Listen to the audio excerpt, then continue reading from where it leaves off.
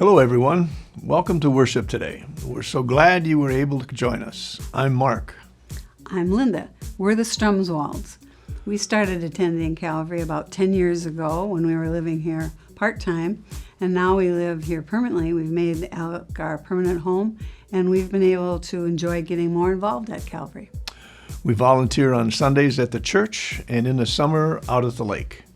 And I was recently appointed to Calvary's Church Council to fill a position formerly held by Pam Wilbur, who is now a member of Calvary's staff. What I love about Calvary is the friendly people. I love the welcoming feeling that I get whenever I come into the church building, but I really love the fact that everyone is welcome and everyone is cared about, even those who don't come into the church. The community in general is a big place where Calvary tries to help people. I also like the meaningful messages that the pastors share with us every week.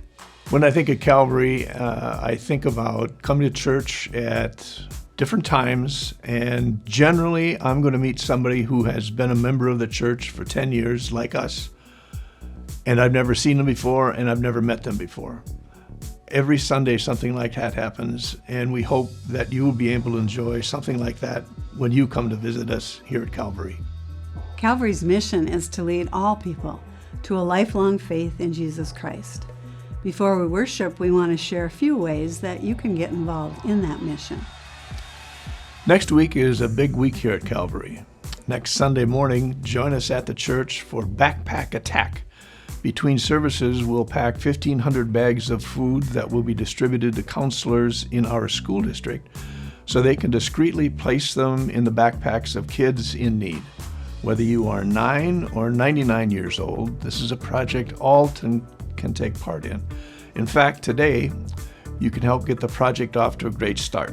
Would you help us fund Backpack Attack by making a special financial gift? It costs nearly $10,000 to pack and distribute 1,500 bags of food. Use the QR code on the screen or drop a check in the offering basket. Then join us next Sunday and help us make sure the kids of our community have more than enough to eat. Next Sunday, we will also launch a new worship schedule. Beginning next Sunday, we will hold 2 services at the church, a traditional service in the sanctuary at 8:30 and a modern service at 10:30 in the worship center. On Wednesdays, we'll hold another modern service at 6:30 p.m. with a pizza meal served prior to that service. A new year of kid and student programs begins next week also. Our kid and student ministry team has great programming planned for all ages on Wednesday evenings and Sunday mornings. To find out more and sign up, head out to our website, calvaryalex.org, and hit the button that says Kids and Students. All are welcome. As we get ready to worship, please take a minute to check in and like us on Facebook, follow us on Instagram, and subscribe to Calvary on YouTube.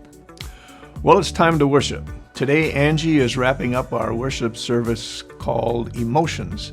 She's going to talk about an emotion that seems to get the best of all of us from time to time, anger.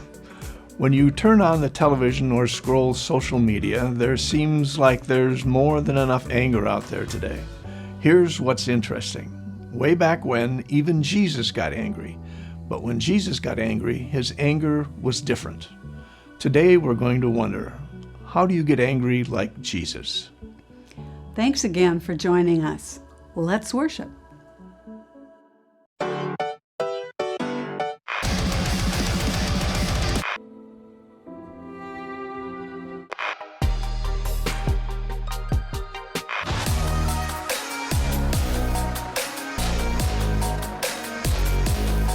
Back before my sister Emily and her husband Chris had kids, they took a flight to come see us in Des Moines, Iowa. They were living in Denver at the time.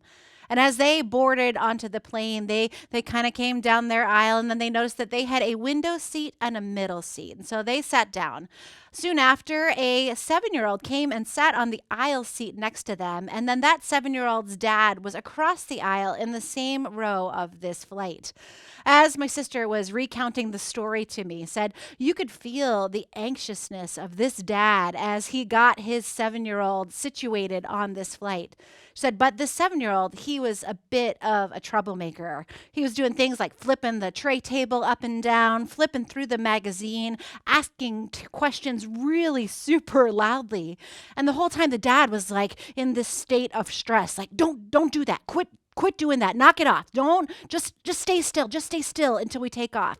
And then, of course, the dad pulled the ultimate dad card, what we all do. The dad reached into his bag and pulled out, dun, dun, dun, the iPad.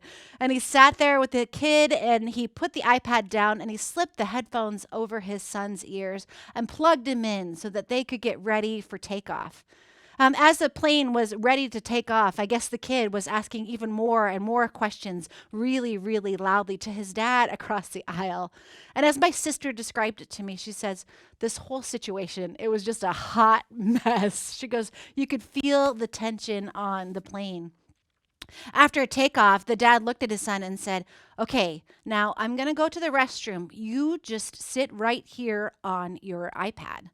And as soon as the dad disappeared, the kid took off his headphones and then he began to disassemble them. He started to take them apart piece by piece, breaking cords, prying open the little plastic pieces. And my sister and her husband, they just sat there and watched him do this because, of course, this was before they didn't have kids and they didn't know what parenting was really like. And this kid, in front of their eyes, just destroyed his headphones. He just destroyed them and left them on his tray table in hundreds of pieces. As the dad came back from the back of the airplane from his restroom break, and he came up the aisle and he looked down and saw the headphones sitting there just broken all to bits. His face reddened and he furrowed his brow and he looked at his son and he said, "Son, what happened to your headphones?" And the kid looks up at his dad, who's still standing in the aisle, and he says, "I don't know, Dad. Some kid just came by and wrecked them." And the dad said, do you understand that we were in an airplane? What kid came by and wrecked your headphones? You are the only kid on this entire airplane. But then the kid doubled down on his denial and he said, yeah, I don't know, Dad. Some kid just came by and wrecked them.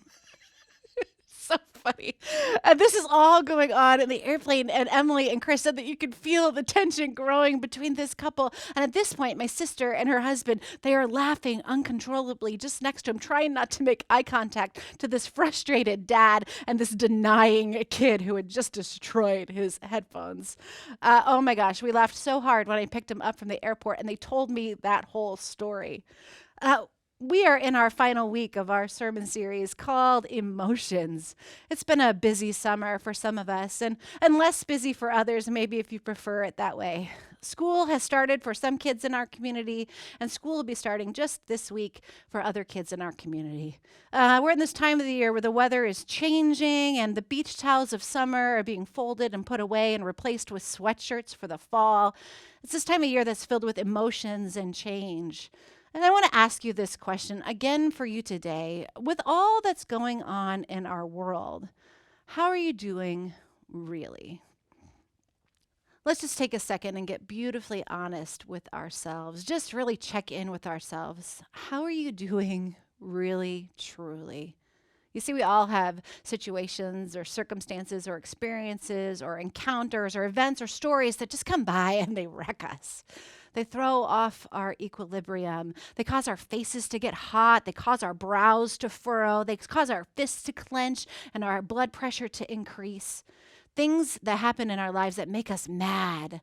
And so today we're going to talk really honestly about anger.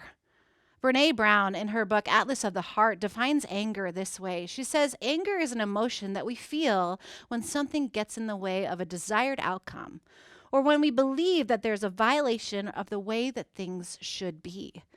Anger is when we have this idea or value of perception of how we think things should be, and then something comes and gets in the way of that. Something comes and wrecks that idea. Like when you think your kids or your partner or your spouse or your boss or your server at your table, like or your pastor even, you think that we should behave in a certain way, but then they go and wreck it, and we find ourselves experiencing this emotion called anger. But here's the truth, though. Like all of our emotions, anger is a signal. It is something that alerts our bodies to check in to see that something bigger is going on. We feel anger with hot cheeks and increased blood pressure and maybe stomach pain or aggressive breathing. But this feeling, it can actually mean so much more than just anger. Anger is one of those emotions that kind of looks like this. Behind anger might be all of these other emotions, maybe frustration or hurt or jealousy or shame or stress or humiliation or embarrassment or even more and more.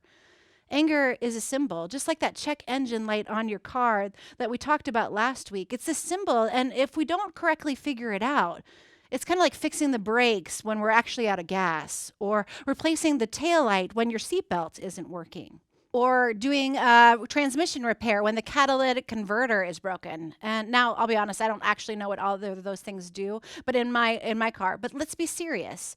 Focusing on things that are not broken, that's ridiculous, right? And that's why we need to figure out what's really at the root of our anger. We've all done this, and you have. Like the dad on the airplane, it was anger, but it might have also been probably any number of things. It might also have been stress or frustration or embarrassment or anything that, was going on in his own life when he got on there. It could have been grief. Who knows where they were going when some kid just came by and wrecked it. When my son Sawyer was born, he was born with a birth defect. He had a hole in his stomach, which meant that his intestines actually developed outside of his body when he was in utero. It's called a gastroschisis. It was tough, and this gastroschisis, it meant that we had lots and lots of doctor's appointments, and then just an hour after he was born by C-section, Sawyer had to go into surgery for 2.5 to 3 hours. It was a really, really hard time for us. We spent 6 weeks in the neonatal intensive care unit in the NICU just to get him healthy enough to be able to bring him home. And when we went home, I'll be honest with you, he wasn't even 100%. He was still really small. He was only 5 pounds at 6 weeks old, and he still had a lot of health issues. One of those health issues that Sawyer had contracted was this thing that you get in hospitals called C. diff. It's this intestinal imbalance in the hospital, which affected him even more because he had just had intestinal surgery. And it required him to get this heavy-duty antibiotic every 4 hours on schedule. And we had to be really, really good and precise at the time when we took him home. Also, since he was so small, he had to consume extra calories so that he could regain some of the body that he had lost. And so we had to kind of wake him up and almost force feed him every 2 hours on the hour. So every 2 hours we were feeding him, and every 4 hours we were giving him this life-saving antibiotic. And on top of that, Sawyer's our third kid. We had 2 other kids that were at home or in school. My husband, Ryan, he was in graduate school at the time, and so I had to go to work because I only had 6 weeks of maternity leave, and we needed to keep our health insurance. So Ryan and I together, we weren't sleeping more than 2 hours at a time, and this had gone on for weeks and weeks at a time. One day, I went after work and I picked up Sawyer's antibiotics for this C. diff, and I picked up the other kids from school, and then I went home and then I made dinner. And as I got everyone ready for bed, I did what I did every night at that time, and I laid out the antibiotics by the hour so that I would have them all ready to go in the fridge, so that all I had to do was wake up and give it to him in the middle of the night. And so as I went through the medicine, I realized that we didn't have enough. And my anger rose. I got real hot, real sweaty, and my anger just grew. And I decided that the pharmacy was still open, so that I was going to leave my husband with the kids, and I was going to go back there and tell the pharmacy a piece of my mind and get that antibiotic that I needed for Sawyer that night. So I got in my car and I drove back to that pharmacy, and the pharmacist was there that I was there before, and I marched up to her and I let her have it. I asked her why she shorted me this medicine for my sick infant, and then I threatened to call the Better Business Bureau on the whole pharmacy, and I demanded that she give me what I had paid for just hours before. And this poor young woman, she was kind to me, even though I wasn't kind to her at all. And she said, there's nothing I can do. I cannot give you more medicine without another prescription from the doctor. And then I, not proud to tell you, but in my most passive aggressive voice that I could muster, said, okay then, well, I guess my baby is just going to get sick. And then I turned around and marched out the store. As I pulled into the driveway of my house after chewing out this poor sweet pharmacist, I wept and I cried and I cried and I put my head down on the steering wheel. And it was only from that angle on the steering wheel that I could look down on the floor in front of the passenger seat and see the bottle of antibiotics that had fallen out of the bag. You see, she had given me 2 bottles and not one, more than enough to take care of my baby son. You see, the reality is it wasn't really even anger. It was exhaustion. It was exhaustion on top of fear. It was this misdiagnosis of my emotion. And we do this all the time. We spew out anger when it's really just something else. We get angry at our kids or our boss or our parents or our partner when really we're dealing with something that's going on inside ourselves. We get angry with ourselves and we beat ourselves up with a barrage of self-hate talk or unkind thinking. When we get angry, when we see the news or social media, when really what it is that we're feeling a lack of purpose in our own lives. We take this anger that we think that we're feeling and then we discharge it out into the world. We emote it onto whatever is closest to us, to something or someone. My friends, there is an epidemic of misdiagnosed anger in our country in the past couple of years, modeled by the media and social media in these past couple of years. Republicans are angry with Democrats. Liberals are angry with the conservatives. We're angry with news outlets and we're angry with celebrities. And what this does, though, it just separates us. It doesn't get to what's really going on in ourselves or in our communities. So we discharge or supercharge our negative emotions and we send it out there instead of figuring out what's actually going on in here. We lash out. We write mean comments or mean tweets or letters to the editor. We repost memes or other people's opinions on our own social medias. Instead of looking at what's going on in here, in our feelings, we look out to the world and we say, some kid came by and wrecked it. And if we really don't like what they've done, instead of working through it with them, we cut them off. Instead of taking the time to introspect and to try and figure out what exactly happened in that relationship, or trying to see it from their perspective. And as a result, we all just surround ourselves with people who only think about the world like we do. I mean, think about it for a second. Politics have gotten more polarized in the last couple of years, and so has the church, and so have our families. But what we haven't actually dealt with is the frustration and hurt and anger that the pandemic caused on all of us. It was hard and it was scary and it was unsettling. It stirred up all kinds of hurts and fears and confusion, and no one really knew what to do. So instead of dealing with what was going on in us, we pushed it all out there on them. Now, the Bible, it has a lot to say about anger. Paul, in the book of Ephesians, writes this: "In your anger, do not sin. Do not let the sun go down while you are still angry." Friends, anger, when unchecked, anger, when misdiagnosed, can lead us down dangerous roads. Roads that damage relationships, damage school districts, damage communities, damage churches, damage our country, and damage our world. And really, this damages ourselves. But yet I want to convince you here today that anger is actually a gift. There's actually a beautiful thing that God has given to us about our emotion anger. Jesus felt anger, which means that there's something really good for us to pay attention to. There's something good for us to learn about anger. But before we get there, we need to first look at Jesus' character throughout his whole lifetime. Jesus, when talking about his enemies, Jesus said this. He said, "It was said, love your neighbors and hate your enemies. But I tell you," Jesus tells you, "love your enemies and pray for those who persecute you." Or when Jesus was betrayed by one of his friends, Judas, Jesus didn't yell at him. Jesus knew that this betrayal was coming. Instead, Jesus did something crazy. Jesus washed Judas's feet. Can you imagine washing the feet of someone who's about to just go sell you out? Or when Jesus, he was about to be arrested, he was in the Garden of Gethsemane and the Roman soldiers were coming. His friend Peter gets angry and he stands up and he tries to defend him. He takes off his sword and he cuts off the ear of one of the Roman soldiers. Jesus responds to this act by saying, "No more of this." And then he touched the man's ear and he healed him. Or when Jesus hung on a cross, he looked at the same people that had just put him there, and he says this, he says, "Father, forgive them, Father, for they do not know what they are doing." This is who Jesus was. Jesus was a peacemaker. He was about love and kindness and compassion. He was about forgiveness, generosity, and healing, yet he was human, and he experienced anger. This is when we hear about Jesus' anger in the Bible. Jesus entered the temple courts and drove out all who were buying and selling there. He overturned the tables of the money changers and the benches of those selling doves. "It is written," he said to them, "My house will be called a house of prayer, but you are making it into a den of robbers." Jesus walks into the temple during Passover, and it's this time of the year, this season of their church year, when there was probably about 250,000 to 500,000 people there in Jerusalem. And he walks into the holy temple, and what does he see? He sees the people who were supposed to be caring for the poor.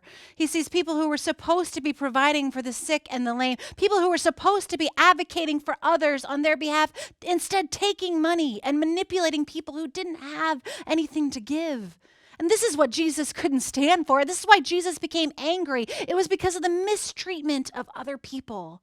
Because of greed, abuse, exploitation, people posturing over other people, systems of injustice. This is what made Jesus angry. This was what was in violation of what things should be. Jesus' anger was driven by compassion for the least, the lost, the last, and the lowest. This teaches us that some things are not okay.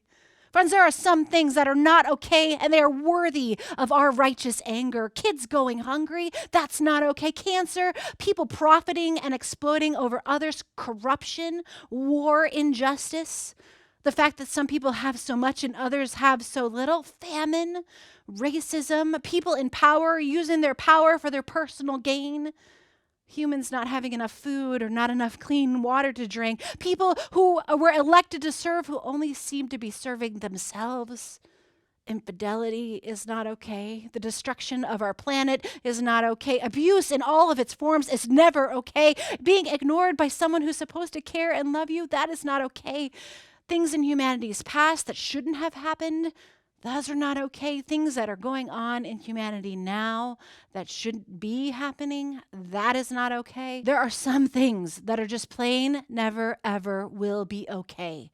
And when we look at those things, it is good for us to feel anger. Jesus flipped these tables because what they were doing was not okay. Manipulating the poor, it was not okay. It was not okay to be profiting off of other people's misfortune. It was not okay to be taking advantage of other people. So Jesus came in and he flipped the tables. He subverted the power system. He flipped it on its side. He showed us where anger is justified, warranted, and anger is maybe even needed. Where Jesus was for the underdog. Jesus was for the outsider. Jesus was for the marginalized and the poor. And my friends, this is true. Jesus is for you because some things are not okay. Some of the things that they did to you was not okay. Some of the things that you did to yourself or to others, those were not okay either. Some things that happened to you was not okay. My friends, it's okay to be angry. It's even okay to be angry at God if you need to, because God has big shoulders and God can take it. But when the anger, it starts to make its way inside you to break you down, when the anger starts to turn into resentment or into fear or into shame into your body, then it's time to let God heal you. Jesus flipped the tables, but then this is what happened. The blind and the lame, they came to him, to Jesus at the temple, and he healed them. Jesus took his anger and he did something good about it. He used his anger as a catalyst for change, as a motivation to help those who were right in front of him and in his community, to heal them and to love them. No, not as fuel to go fighting those that were selling, not to go flip more tables, but to care for those who were hurting. You see, anger, it's an indication that something has to change. And we can use that for our anger too. The book of Romans says it like this: do not be overcome by evil, but overcome evil with good. So here's my question for you. How are you doing really? Really? What needs to change? When it comes to your anger, what's going on really, truly inside of you? What is your indicator light telling you? How can you be healed? Or who can you go heal? Who can you advocate for? Who can you forgive? Or whose forgiveness do you need to ask for? Later on that week, I went back to that pharmacy, and I had to pick up some other things from the store, and I saw the pharmacist, and as soon as I saw her, I was ashamed, and I kind of tried to hide in the aisles. I didn't want to go and talk to her. But because I guess the way my parents raised me or something like that, I decided to go ahead and take a deep breath and go talk to her. I went up to the counter and I said to her, I'm so sorry. My baby's been sick and I'm still recovering from a C-section, and I found the medicine that you gave me in my car. And she looked at me with kindness and compassion. She looked me in the eyes and she grabbed my hands and she smiled, and all she said was, I get it. We're good. My friends, when some kid comes by in your life and wrecks it, whatever you're going through that is keeping you up at night, whatever's causing your face to go red and to scream and to yell, whatever hurts you so much that you don't even want to talk about it, but then it comes out in an explosion against everyone who's around you anyway, whatever you're hiding or numbing or keeping secret, whatever burdens you are carrying, whatever you're feeling, hear this message of hope today. Jesus flips the tables on those and wants to heal you too. Because in Jesus, you are good. You are loved and wanted. You are seen. Your needs are not a problem. You are okay. You will be taken care of. You are important. You are enough. God has got you. And all your beautiful, messy, vulnerable, complicated emotions too. Amen.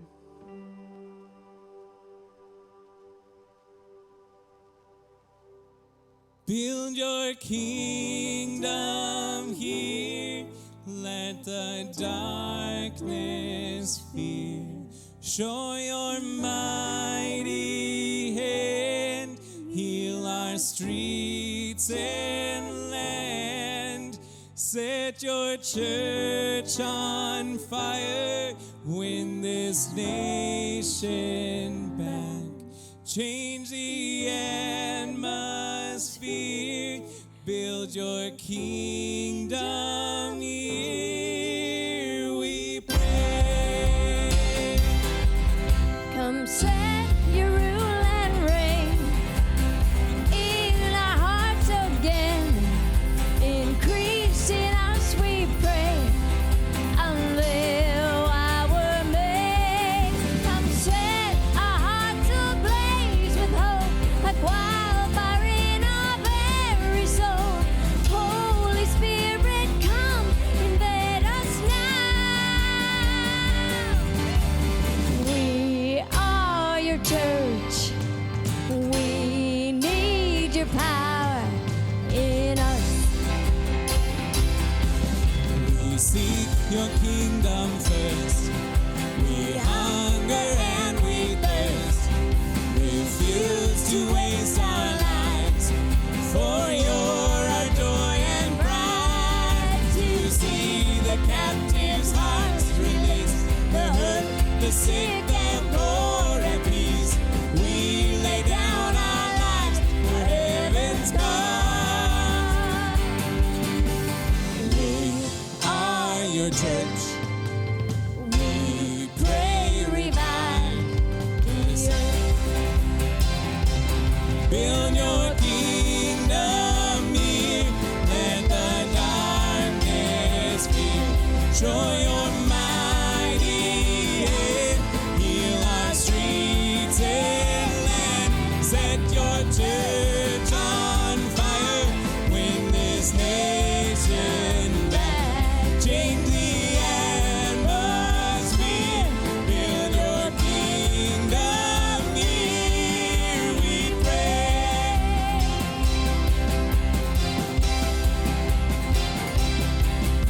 Unleash your kingdom's power, reaching the near and far.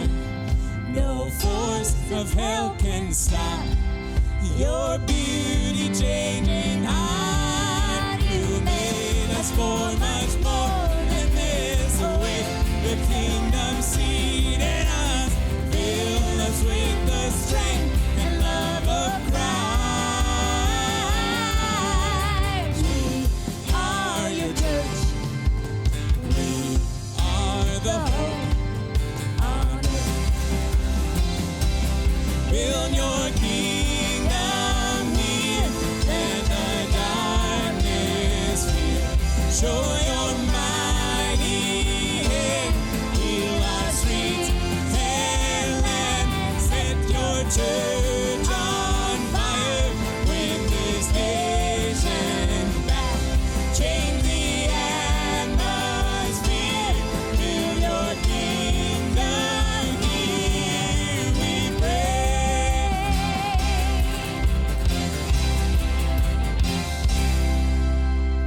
Yes, thank you so much for worshiping with us today. Please join us in the Lord's Prayer. Our Father, who art in heaven, hallowed be thy name. Thy kingdom come, thy will be done on earth as it is in heaven. And give us this day our daily bread, and forgive us our trespasses, as we forgive those who trespass against us. And lead us not into temptation, but deliver us from evil. For thine is the kingdom and the power and the glory forever and ever. Amen. Hey everybody, thank you so much for joining us here today. When I ask myself, how am I doing really? I'm really glad to be here with you. Thanks for being part of worship today. Coming up, starting next week on September 11th, we're going to start to meet here in person at the church for fall worship schedule. You can see our fall worship schedule. We would love, if you're in the Alexandria area, for you to come join us in person. We also have a great backpack attack event on the 11th. We would love for you to be a part of that. That starts at 9:30. As we close our time together today, we're going to close with a time of offering. We're so thankful for your generosity. It's because of your generosity that we're able to do all the things that God has asked us to do here in this community at this time. We're able to do Backpack Attack. We're able to have fall programming for kids and students of all ages. There are 4 ways that you can give, and they are on your screen. The first is you can go to the website, calvaryalex.org, and click on the button that says Give. The second is that you can use the Venmo handle that's there on your screen. You can be able to give generously that way. The third is that you can write a check and mail it to the church at 605 Douglas Street, Alexandria, Minnesota, 56308. And the fourth is that you can call the number that's on your screen and we'll help you figure it all out. We're so grateful for your partnership, for all we do for this community and beyond. Have a great day, you guys.